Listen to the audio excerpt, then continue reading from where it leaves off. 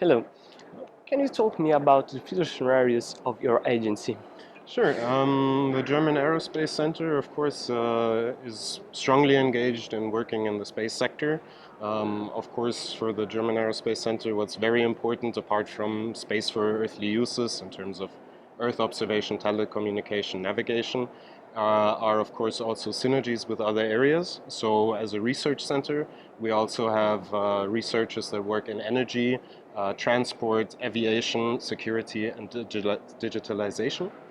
And these are very strong, important trends that we, of course, also notice here in the context of this conference to involve other actors. And one of the paramount activities of DLR also in the future is to involve actors from these other sectors, specifically to engage all stakeholders and, of course, create a future scenario in which research but also commercial application of space technologies goes hand in hand.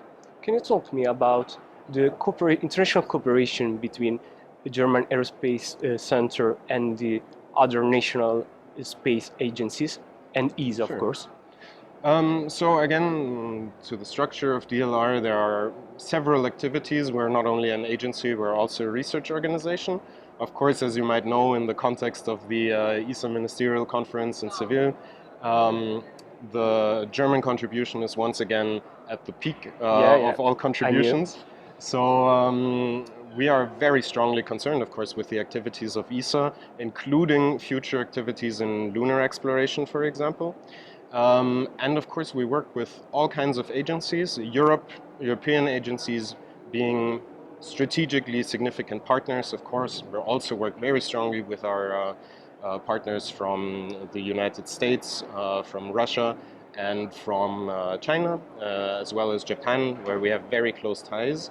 And especially, of course, I understand that this is a trend throughout the space sector, is to specialize. And this is something that DLR is doing very strongly, for example, in the field of radiation protection, which is one of the paramount activity or research activities that we need to engage in order to make long-term space travel a thing of the future.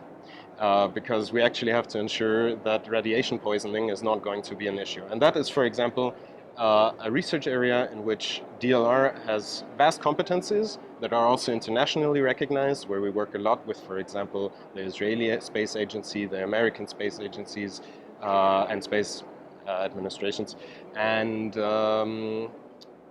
continue this dialogue also with Russia. And I think that is actually one of the significant parts of space, is to bridge certain political problematics, perhaps, because agencies can and will always work together on a matter. And this is something where we really see humanity come together as a whole, and I believe DLR does its parts in accomplishing this. Thank you very much. Thanks.